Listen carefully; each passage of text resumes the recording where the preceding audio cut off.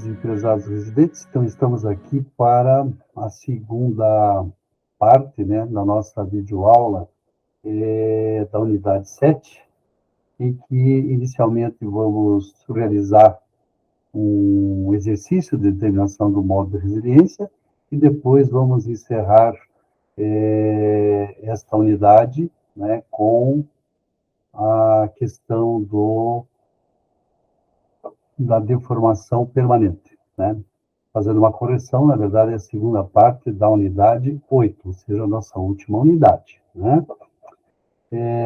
Então, aqui nós temos o exercício, né, que diz em um ensaio de compressão triaxial de cargas repetidas, uma amostra de argila amarela, laterítica, obtiveram-se os dados registrados do quadro que segue. Então, alguns dados do corpo de prova: o diâmetro é 10, a altura é o dobro, 20 centímetros. Alguns dados de massa úmida, de umidade e massa específica aparente seca, né? E a energia de compactação é no Proctor normal. Frequência normal do ensaio, de 1 Hz, e pede-se aqui as expressões dos módulos resilientes versus a tensão confinante, sigma 3, e da tensão desvio sigma D, bem como aqui os respectivos R quadrados, né? Então, aqui foram feitos aqueles 18 ciclos, né, respectivamente para as tensões de confinamento e para a tensão desvio. E aqui o que saiu do ensaio são os deslocamentos em milímetros. Então, aqui vai ficar registrado para facilitar de vocês, né? Então, a partir desta coluna 4, você começa a proceder aos cálculos, né? Então, basicamente, a tua deformação, né, será basicamente aqui, a deformação resiliente vai ser o teu deslocamento, né, dividido, né, pela altura do seu corpo de prova, né, que no caso é 200 milímetros. Então, a hora que você faz esta divisão por 200, você vai achar aqui o valor 0,09, que nem está demonstrado aqui, né? Ok? Aí depois, para você determinar o módulo resiliente nada mais é do que a tua tensão desvio aplicada, né? Então, aqui no caso, 0,041, dividido por esta coluna aqui, que é, né, a tua deformação recuperável, né? Portanto, você vai ter aqui aproximadamente 454. E vai fazendo isso para os demais, e se assim for conveniente, também desejável, você pode ter aqui um módulo, digamos assim, médio, ok? Então, é efetivamente muito simples, né? A maior dificuldade, efetivamente, é você ter o ensaio, e a questão de tabular os dados é muito simples, tá bom? Na sequência, né, você vai lá, tabula, por exemplo, no Excel, né? Então, você vai ter aqui os módulos de resiliência, né? E aqui você lança as tensões confinantes, manda adicionar uma linha de tendência, né? E vai ter aqui uma equação em que Y é o módulo resiliente, essa constante, X vai ser a tensão confinante, e aqui é um daqueles casinhos, né? Aqui deu um R quadrado relativamente baixo, né? Já mostrando que não representa praticamente este material, né? Em termos de tensão confinante, ou seja, do sigma 3. Aí você faz outro gráfico, tensão novamente com módulos desviantes, só que agora você vai trabalhar com a tensão desvio, né? E vai lançar lá, adicionar a linha de tendência, então você vai ter que o teu módulo resiliente esta constante, vezes a tua tensão desvio, elevado também a um casinho. E agora você obtém um R quadrado de 0,73, né? Então, verifica-se, então, que, na verdade, o modelo que representa este material, ele é expresso por essa equação e ele é altamente dependente da tensão-desvio, né? E isso vem corroborar, né? Porque no começo do nosso exercício, né? Falava-se aqui que nós temos uma argila amarela laterítica, né? Ou seja, um material que efetivamente tem coesão, né? E o que melhor o representa é a tensão-desvio. Então, aqui demonstrado que efetivamente é o melhor modelo, ok? Então, com isso, daí você vai aplicar lá nos softwares de análise mecanística e você pode determinar aí, verificar o seu dimensionamento, né? Então, é isso, né? Para finalizar a questão de módulo de resiliência. E agora vamos passar aqui para a questão das deformações permanentes. Então, as deformações permanentes, elas são compostas basicamente por duas parcelas, né? A deformação elástica, ou chamada também de resiliente, e a deformação plástica, também chamada de permanente. Entende-se aqui por deformação permanente os afundamentos verticais permanentes no revestimento e em camadas subjacentes, causadas, no caso, pelo carregamento aplicado na superfície do pavimento, e aqui representada por esta figura, né? Então, aqui nós temos aqui aquele exemplo clássico, né, que você tem aqui a deformação permanente que pode ser representada aqui, né, ou somente pela tua mistura asfáltica, né, ou então devido aos acúmulos, né, nas diversas camadas abaixo do revestimento, né. E aqui tem um estudo feito por esse autor, pelo Ang, né, em que você vai tendo aqui qual é o percentual, né, da deformação permanente que cada camada efetivamente acaba fazendo, né, ou contribuindo, talvez seja a palavra melhor aqui para ser expressado isso. Então, nós temos que o conjunto, o revestimento, mais ou menos uns 30%, né, e o restante das outras camadas, né, acabam contribuído com 70%, né, sendo um valor altamente expressivo a questão da tua subbase, ok? Então, isso é um estudo que foi feito lá, não quer dizer que isso seja sempre igual, né, mas é feito em função de um estudo de caso, né, que na época aí foi realizado, né.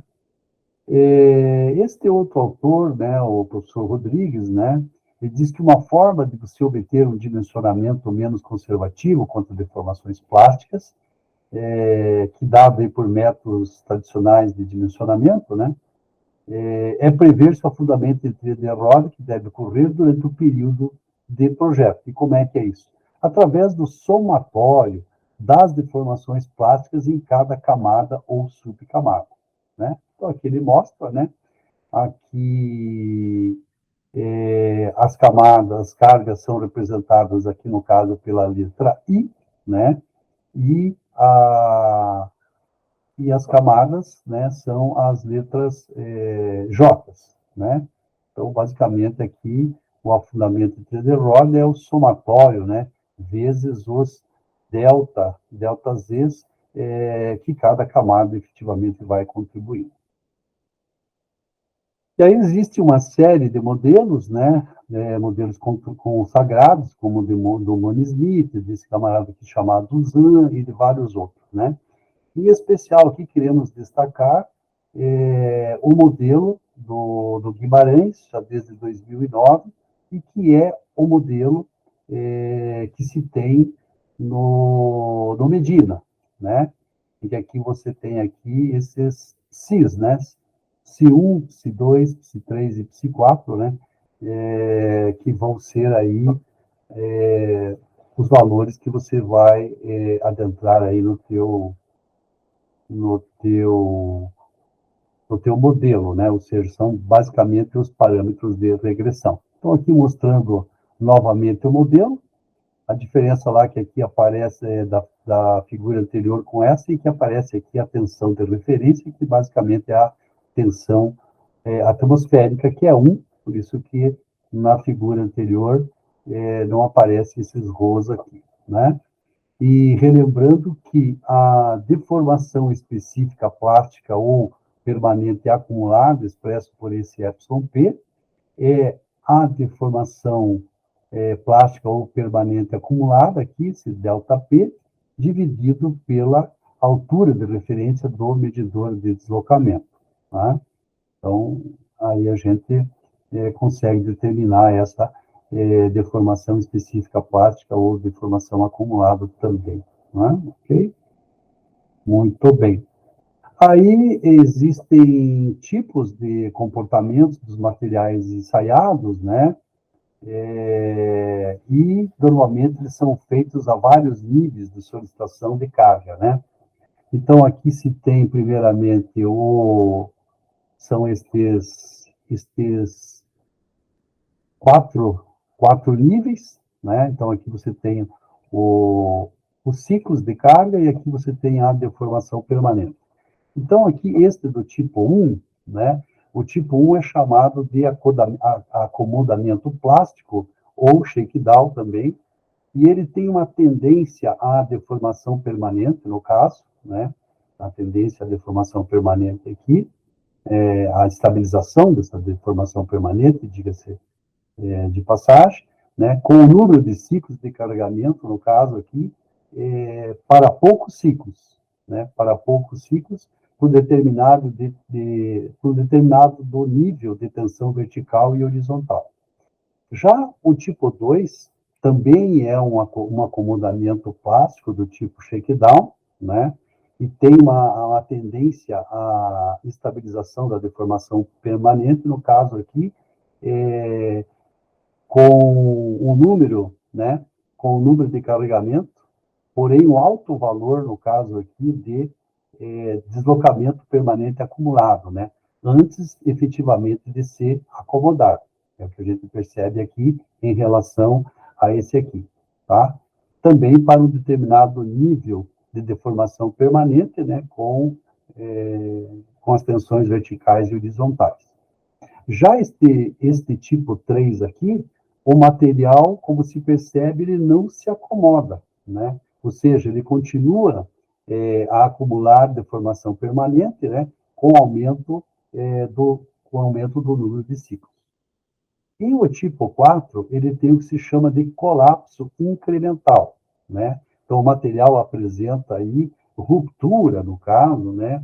Abaixo, né? Aqui, número de repetições de ciclos. Né? Então, esses são aí os quatro tipos aí de modelos de comportamento à deformação permanente dos solos, né? Aqui também, né, temos os modelos de comportamento à deformação do solo, né? No caso, verificando aqui o shakedown, né? Então, aqui no nosso eixo X, se representa a deformação permanente acumulada, né? E no eixo Y é plotada a taxa, no caso, de acréscimo de deformação permanente acumulada, né? Então, considerando que foi atingida a acomodação, né? Quando os resultados ficam paralelos aqui ao eixo Y após um certo número de ciclos, né? Ok? Então, observando-se aqui, nesse caso A, né? Esse que é o que parece mais paralelo, você vai ter um acomodamento chamado de plástico, né? Ou seja, não haverá problema de afundamentos no teu pavimento, na tua estrutura. Por outro lado, no caso B e C, você tem um escoamento plástico, né? E, consequentemente, contribuição para a deformação permanente, ok? Né? Não encontra-se aqui paralelo. E no caso AB aqui, né? Você vai ter significativas deformações, né? Iniciais, seguido de acomodamento plástico.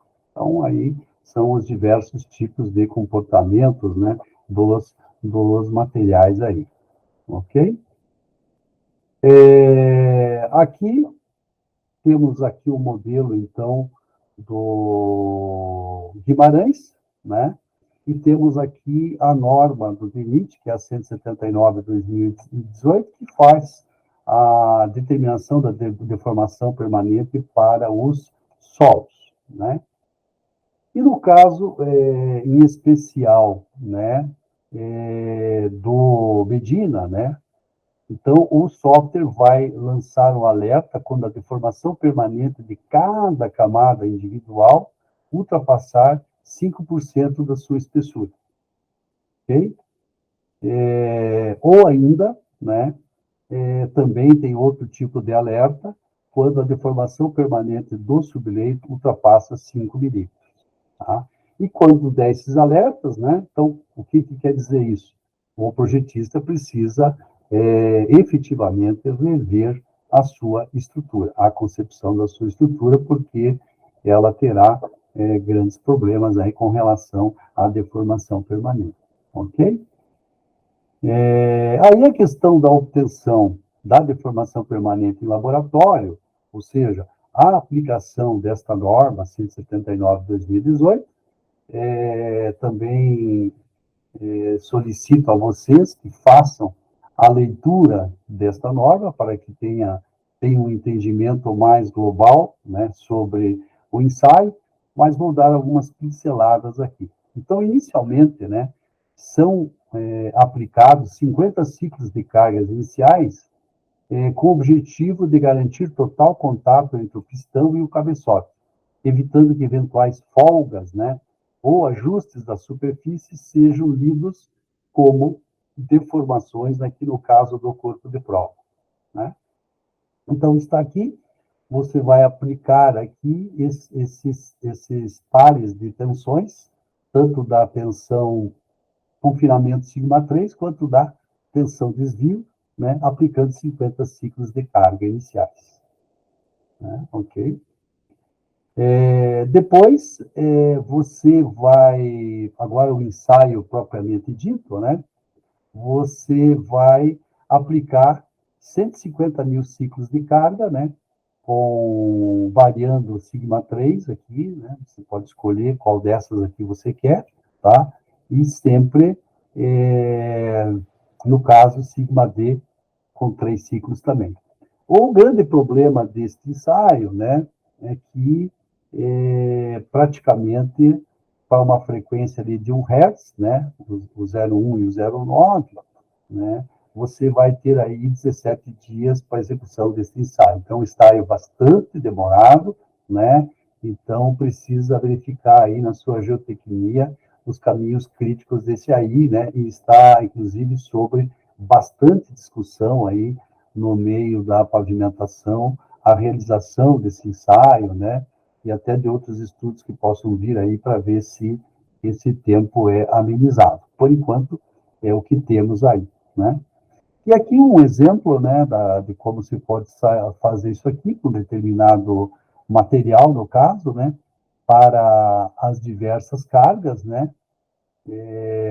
como é que você vai obtendo aqui, no caso, a deformação permanente, né?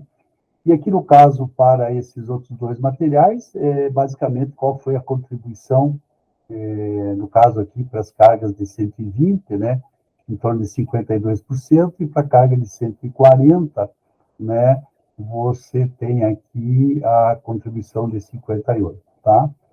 E também o Guimarães, né, ele diz que o valor admissível, né, para os afundamentos da trilha de roda, né, seria em torno de 12,5 milímetros, tá? E aqui você tem um modelo, aqui no caso, né, para um solo melhorado, por exemplo, com uma correlação muito boa, né, que quase em torno de 1 aqui, ok? Então, basicamente é isso, né, o que tínhamos a mostrar para vocês. Espero que atendi a expectativa de todos, né? estou aí à disposição, seja por e-mail e também pelo celular, dentro do possível a gente sempre atende, e também teremos alguns horários, né, que vão ser depois estabelecidos para vocês, em que a gente pode também atendê-los, ok? Então, particularmente foi um prazer aí e estamos sempre à disposição e também não só aqui por estes contatos, né, e depois pelos nossos horários de atendimento a vocês, mas também lá no DF, na Regional Leste, lá do Tarumã, se alguém efetivamente quiser dar um chego lá e conversar com a gente, também estamos à disposição. Ok? Abraço a todos e até a próxima, e espero que algum de vocês efetivamente, de repente, possam passar lá para o DR, para a gente até trabalhar juntos também. Tá bom? Até então.